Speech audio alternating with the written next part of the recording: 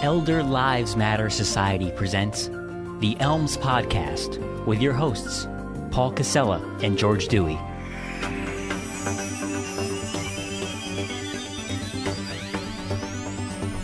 Welcome, everyone, to Elder Lives Matter Society. This is Paul Casella along with George Dewey. Episode number 2. I'm excited. Yes, sir. Good to see you. I missed you. It's been a whole week. It's good to be seen. It's good to be seen, and it's good to be heard, as we can say. What's the alternative to being seen? Being heard. That's right. My father always says, my dad's 97, and people always say it's good to see, and he goes, it's good to be seen, which is better than viewed. That's a true statement. So last week talked a little bit about assisted living, and that was a great show, and I got a lot of positive feedback about it. So this week, we're going to talk a little bit about A Place for Mom. Now, you've probably seen him on TV a ton of times. Absolutely. And I had a crush on Joan London, I did. I used to watch her on Good Morning America. I loved her. So I know she's a spokesperson for you, and we're lucky to have Lance Galassi here. Is that it, Lance? Yep, Lance Galassi, thank you. And what do you do for them? I'm the director of marketing for the state of Connecticut. Ooh, that's an impressive title. We only get good guests on this show. Absolutely. Absolutely. So are you just local, or are you guys kind of nationwide? We are nationwide, and we're also in Canada now. Oh, that's a good place. Yeah. So what is A Place for Mom, and what about that, I guess, is what we want to talk about. What is A Place for Mom? Yeah, that's a question that usually comes up first every day. We do help dads as well, not just moms. A Place for Mom, the easiest way for me to describe it, is similar to Hotels.com. In 2018, if you were looking for a hotel 10 years ago, 15 years ago, you would probably dial 011 or have a travel agent and have to call 50 hotels in Mexico or wherever you're going. Now, in 2018, when seniors or adult children are looking for placement for their loved one, whether it's assisted living or home care, instead of them calling 5 different home cares, 5 different assisted livings, they can make one free phone call to us, and we're going to tell them what's available in the areas they're looking and what's available in their budget for free. For absolutely no cost at all? No cost at all. So you help exactly with, you just place people? We're a middleman, yes. We're the nation's #1 senior referral service. So if you were to call for your 97-year-old father and said, hey, I'm looking, I don't know whether home care is the best thing for him or assisted living, we would say, okay, well, this is what's available in your area. Here's your choices. We'd set you up with interviews and tours, and then you would make a decision of what's the best place for your loved one. Well, let me ask you this, Lance. Sure. If it's a free service, how do you guys get paid? Sure, that's a great question. We get paid exactly like Hotels.com gets paid. Right? You look for a hotel, you say you pick the Holiday Inn. The Holiday Inn then pays Hotels.com a small percentage. Same thing with us. We help your loved one find a placement. That home care or that assisted living pays us a small percentage of the first month's rent. That's how we make money as a company, and that's how we can offer our service free to the families. You're listening to the Elder Lives Matter Society. I'm Paul Casella, with my good friend George Dewey. And we are aging adult advocates. We want seniors to not just live, we want seniors to thrive. And we have Lance Galassi here from A Place for Mom. Let me ask you a question then. Do you do any other services you would provide? Well, we help families find non-skilled home care, assisted living, independent living, memory care, and even respite stay. And respite stay is very popular around the winter months because seniors are unsafe at home, especially if there's ice and bad storms. They can't drive, they can't get out. They can stay at an assisted living for sometimes less than what a hotel would cost and get 3 great meals a day and be safe, not worry about the electricity going out or shoveling their driveway or falling on the ice. So respite stay is also a great thing, especially around the winter months. Well, I wish I'd known that because my parents lived in Bethany, Connecticut, which is very, very suburban, way out in the suburbs, and we always had to worry about power going out. So we had to invest in like a $10,000 generator that went on automatically, and we always had to worry about them trying to go out and worry about them falling in the driveway, and that's a great thing to know about. Well, you said unskilled home care? Tell me, what do you mean? Yes, non-skilled home care. Non-skilled, I'm sorry. There's 2 different types of home care. You have skilled home care. If somebody has an open wound, they need that to be taken care of. They need more of a VNA or nursing services. And then we have our non-skilled home care. They're more like companions. They're going to help you with your shopping, with cooking, cleaning up around the house, getting you dressed, with just your daily needs. Kind of like an aide, or it's a companion or an aide. Okay. Yes. Yeah. And on a regular basis, daily, weekly, how does it work? Some people need 2 hours a week. Maybe they only need help with the laundry up the basement steps and grocery shopping. Other people need live-in care. So around the clock, 24 hours, you basically have to set up a room and a bed for that person to live with your loved one. So either way, it depends on your needs. How do you find those people? I mean, the hospitals call us a lot, rehabs. I mean, we get a ton of phone calls from Joan and the 800 number from the commercials, the radio ads. We also do a lot of Google ad searches. So, a lot of times you may think that you're calling an assisted living. 9 out of 10 times you're probably calling us. Wow, really? Yeah. Did I see an ad on the Super Bowl for a place for mom? I didn't see that, but you definitely could have. I think I might have. That's great. So what's the difference between HC and AL? Home care and assisted living. There's pros and cons to So both. tell me the pros of home care. Sure. Many people don't want to leave their home, right? But it's because they're uneducated on what assisted living really is. Many seniors, when they were young, there were no assisted living. So to them, assisted living is a nursing home. That's where you go to die. That's your last stop in life, right? But it's more like a cruise ship without the water, okay? Assisted living has activities. It has great meals. There's field trips. You're socializing. When you're home with home care, you're with one person all day, and you're still going to either watch TV or read. And, a lot of times the aid's on their phone or looking at a book. You got to find the right aid, because you want somebody who's going to pay attention to your loved one. You're paying them to be there. So you want the best you can find. But there's pros and cons to both. Okay, so the pros for home health care are you're Yes. in your own house. Yes. What else? The pros to home care is being home. You have, you get to stay in your home. That's the biggest pro. Now, my mom always said to me, I will never, ever, ever leave this house. She said that. And she said, whatever you do, make sure I don't leave this house. And my mother is now in assisted living with my father, but that is because my sister and my brother who had power of attorney actually moved him out, put him in assisted living, changed the locks on the door, and got rid of everything in an estate sale. But my mom always said, I just want to stay in my house. Now she's in assisted living, and she loves it. She loves it. And it is like a cruise ship. I've been there. It is like a cruise ship without the water, except there's no casino there. So, They do plenty of bus trips. and I couldn't to the find casino. somebody. I couldn't find bar service, but that was the other thing. Well, many of them have happy hour too. I noticed that they do have a social hour. So all right, the cons of living at home are what? I mean, you're not getting the socialization that you're going to get the assisted living. Like you said with your own parents, they fought it and didn't like it, but that's because they didn't really know what it was. I always recommend families doing a respite stay or a trial. It lets them experience the assisted living and realize it's not a nursing home. Nursing home and assisted living are two total different things. And, not everybody needs a nursing home setting. So go ahead, George. I'm sorry. No, I was going to say a big part of that is to find an assisted living facility that will give you a 30-day out. So if you don't like it, or if you find it's not a good fit, you're not tied into a long-term contract or a long-term lease. That's correct. 9 out of 10 times the assisted living will let you out with a 30-day notice. But I've noticed, and I'm sure, George, you've noticed as well, is when you go to an assisted living, 90% of the time they're staying. I mean, it's very rare for somebody to not like it and leave. It usually, once they've made the commitment of moving their stuff out of their home and downsizing, all they have to do is make a friend or two and get comfortable, and it's a home run. Everybody's happy, family and senior. Absolutely. Yeah, I still have trouble digesting it. George and I talked about it last week. My father's 97. He's lived in two places his whole life. Mm-hmm. Two places. The house that his father built and the house that he built. Yeah. So I would think at that age, there's got to be some kind of trauma transition to get into a place that is totally different than where you've been. My parents have been in their house like 50 years, and my dad was in his other house for, 50 years, about 55 years. I'm sorry, 60 years. And he was in his other house when we actually lived in the house that my grandfather built until we had moved. So, I mean, he had been there for another 37 years. So there's got to be some kind of transitional stress. I'm not saying it's a bad thing. I'm not saying it's a bad thing, but no, they're definitely. I'm going through it with my uncle right now. My uncle moved up here from Queens. He's living in a condo in Heritage Village, and he lived in Queens for the last 50 years of his life, and it's been tough on him, and there is definitely a stress period. So Heritage Village is in Connecticut, for people who may be listening to this podcast outside Connecticut, and it's in what is it? Southbury, Connecticut, 55 plus condo community. So, okay, so that's totally different.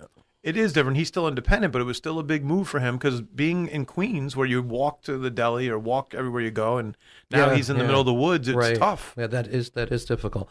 I mean, I've looked at 55 and over places for myself because I'm really getting tired of taking the trees that have fallen down in my yard, and it's a lot of work. As you get older, before I worked in assisted living, I've been in the business for over 10 years now. I would never even have thought of it. But after working in one, I would move to an assisted living in a heartbeat if I could afford it. So how do you qualify people? I mean, I'm calling you on the telephone. I'm a caregiver. I'm the sandwich kid. I'm the middle guy. Yeah. How do I trust you? How do I know? How are you going to find out what's right for my parents? Well, we're going to ask you questions. Number one, it's going to be demographic and budget are going to be the two major questions we're going to ask you. And then once we give you a few options, you're going to tour them and see what's best for you. We're not just going to throw you somewhere. You're going to tour with your family and decide as a family what's best for your loved one. I would recommend visiting at least 2 to 3 before making a decision. So I hate to bring up this comparison, but Sure. Is it kind of like looking for a college? That is a great comparison because seniors, just like college students, they're leaving their home that they've been comfortable in. If they don't make a friend or two off the start, it could be a bad experience for them, just like a student going to college. That's a great comparison. And I see a lot of that. I teach at a university. I do see a lot sometimes that this kid just doesn't want to be there. Of course. And, they don't want to be away from home. And It's scary. so you find my parents or someone, a loved one in assisted living. What else? So you do home health care. What other services do you guys have? We're basically a phone call. I mean, I can go and visit families. If a hospital called me tomorrow and said, hey, we have Mrs. Smith here. She really doesn't have a lot of family. Can you come talk with her? I'm going to go meet with her, but I'm basically going to make the phone call with her to our senior living advisors. The senior living advisors are really the heart of our company. They're sitting at home in front of a computer with a headset on, answering phone calls all day, answering all your questions. We can connect you with VA aid and attendance, long-term care insurance. These are all the things that can help pay for assisted living or home care. So we don't just connect you with the assisted living or home care. We have everything at our fingertips to help you that might take you hours or days to Google and find on your own. So how do you qualify the companies and the services that you provide? What is your process? Sure. So I can get on your list of, I mean, not like an Angie. I mean, is it like an Angie's list of elderly assistants? I don't know. We don't just pick anybody. So with assisted livings, it's pretty much everyone. We're partnered with 99% of assisted livings across the country. Mm-hmm. So almost every single assisted living, because you want to be able to give the families choice. It's basically going to come down to the family once they tour and decide as a family what's best for them. But with home care, it's a little different. In Connecticut, there's 800 plus home cares. The three of us in this room could go to the state right now and start our own home care company, even though we've never taken care of a loved one. That's scary to me. Okay. So we try to be pickier with the home care companies that we choose. So we try to find ones that have been around a long time. Synergy, Right at Home, Task Home Care. We're not going to partner with a fly-by-night person who just opened a home care. So that the wrapped vehicle I saw with fly-by-night home care, I shouldn't go. No, I shouldn't visit their website. Not a good idea. No, not a good idea. Care today, going tomorrow? Yeah. Oh, I'm sorry. So getting back, so everybody, you pre-qualify them. You go by what? You just go by. No, we do. There's background checks. Okay. We do research. Okay. We also make sure that if we get complaints from a family on a home care, we would drop that home care. All right. So here's my comparison here, and it just seems like, I mean, George and I did start this whole thing because we see the need for awareness in the elderly community. We've seen a lot of things. I've seen a lot of bad things happen to my parents. We talked about that last week. We won't get back into that. We know there are a lot of scams out there. We know there are a lot of, so, I mean, to me, all of a sudden in the last 10 years, all these home health care things have evolved. And I hate to say it, but it's like the Uber of, everybody's a driver now. Everybody's a cab company. Everybody's, so I mean, what's the whole revolution? Why did this all happen so quickly? I mean, Well, it's the baby boomers. Okay. We're about to go into our biggest. You're going to have more seniors in the population over the next 30 years than we've ever had ever. So, those families that used to have 5 and 6 kids are all turning seniors now. These generations now, you maybe have 2 or 3 kids. So you'll never see another boom of seniors like you're going to see over the next 30 years. And that's the reason why you see assisted livings going up everywhere and all these 800 plus home cares opening in just the state of Connecticut alone. okay, so, all right, so I have elderly parents. My aunt lived, I took care of her until she was 98. Uncle was 99. My dad's 97. You have good genes. Yes, I do, as a matter of fact. And I just got my DNA. I did one of those DNA things online, I found out that I am not completely Italian. It's interesting where I really came from. So, anyway, we'll leave that for another show. But when should a family start to research this kind of care and this kind of service. I mean, when, here's what I see. Okay, my generation is extremely selfish. My siblings only care about themselves. If my parents, at the first sign that they became an inconvenience, my siblings did whatever they could to wash their hands of it or get them out of the house. They did not want to even broach the fact that they could get home health care, that they could bring someone in. They basically convinced them, hey, this is a great place to go. Try it for a month. It's like being on a cruise ship without the water. Yeah. These aren't the droids you're looking for. I'm sorry. They just kind of did this whole mind thing to them. And this sandwich generation, this baby boomers, they're just very selfish. They really only care about themselves. I genuinely wanted to explore the fact that, maybe they could stay in their home. Maybe I should do everything I possibly can to make sure my parents stay comfortable in their own home. That was my thought process. But my brothers and sisters had a different thought process. So when should a family, and I take myself out of the family in that context, because this was not a family decision. It was something that was done almost in a covert fashion. And when should the family start to research either home health care or assisted living?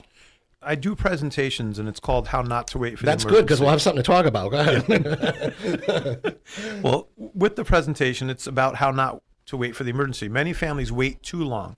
Even though your siblings did the search behind your back, they at least did the search. Many families wait for the stroke, they wait for the fall, then your loved one's in a hospital bed, and you're running around trying to get that person placed. That's not the right way. You want to do it prior to the fall, prior to the strokes, prior to the heart attacks. Figure out what's available, what the pricing is, what the differences is between home care and assisted living, what the price differences are. Go at it as a family and discuss it with your parents. Don't hide it from them. You want them to be part of the decision, because then they're going to be happier about it, and it's going to be better for everybody. Oh, but you say be part of the decision. My brothers and sisters say they can't make a decision. They're too old. Well, so how are they going to be part of the decision? If they don't have dementia or Alzheimer's, they should be part of the decision. If they have dementia and Alzheimer's, that's a whole different ballgame. Then sometimes you have to do things to secure their safety.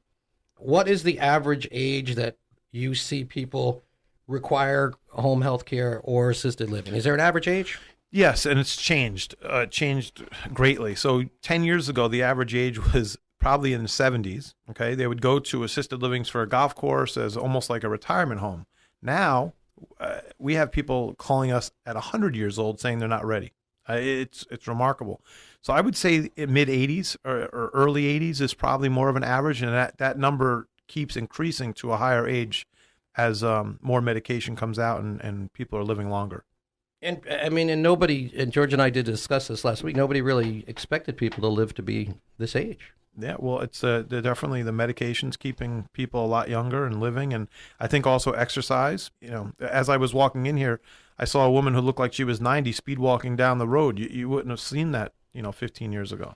No. And what was considered old 15, 20 years ago isn't considered old anymore. Yeah. I play tennis with guys well into their 70s, and they're still kick my butt. So. It's amazing. Yeah. Maybe that's because I'm a terrible tennis player, but they still kick my butt. So there's this stigma about elder care, about health care, about home health care, about assisted living. And the stigma is, oh my God, it's so expensive.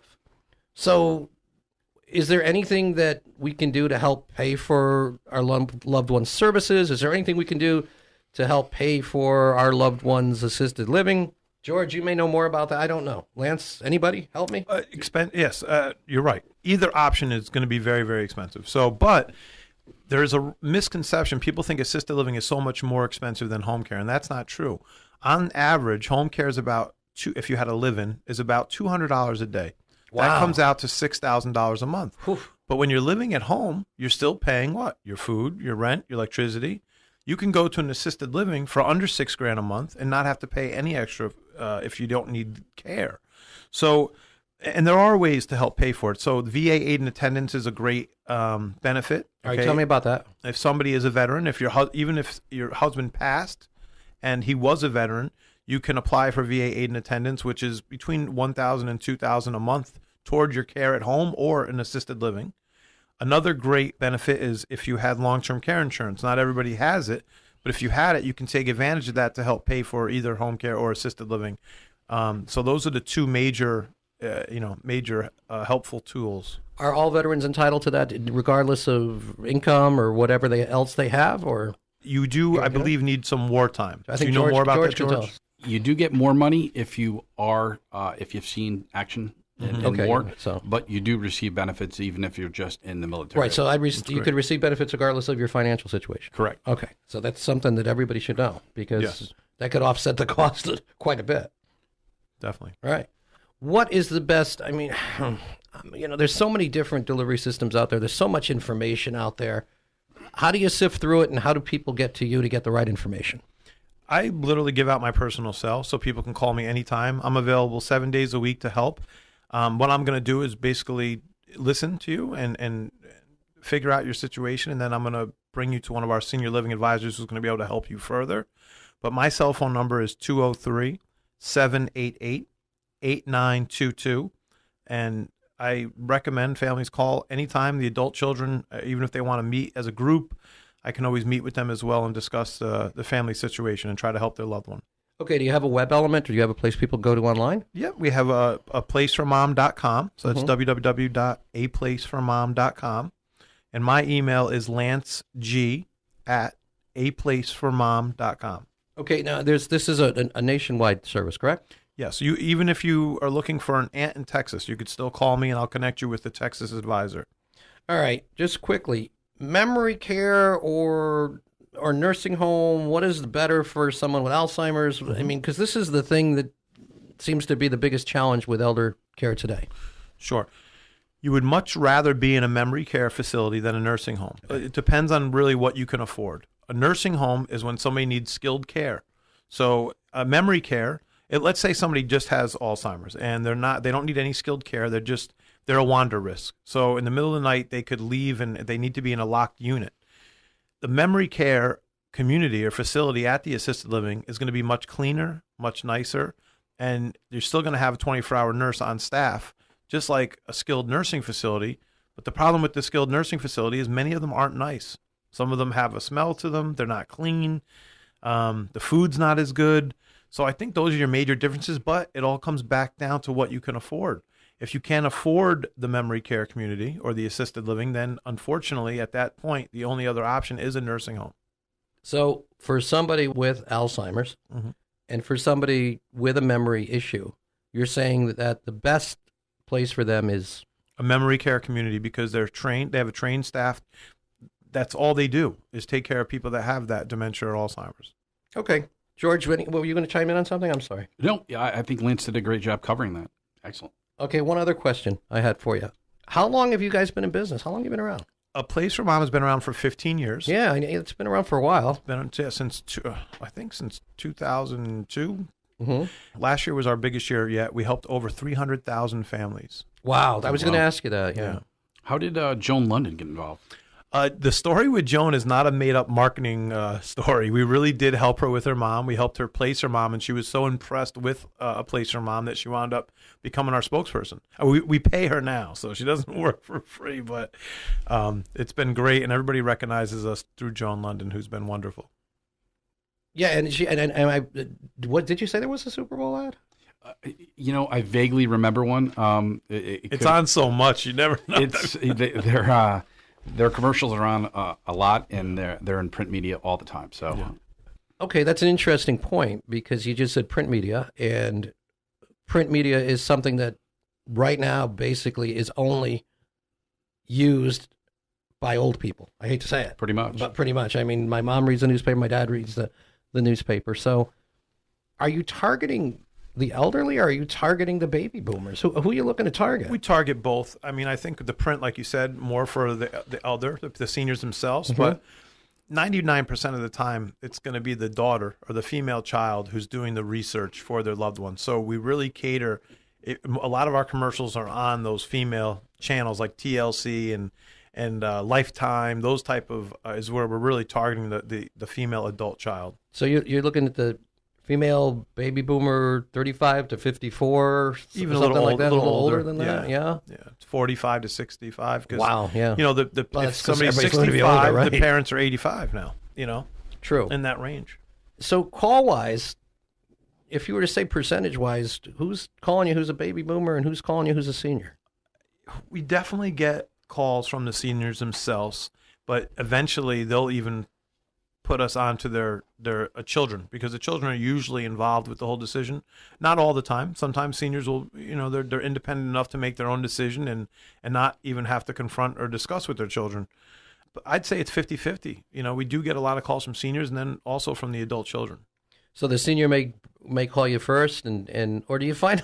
I mean, I could just see, and you say that it's usually the female caregiver, and from my experience, the female caregiver, the female does their homework. They do their research. They shop. It's just the nature of and so do you find that do they shop a lot? Do they do a lot of research? Do they have a lot of questions for you? Do they say, I've done this, this, and this?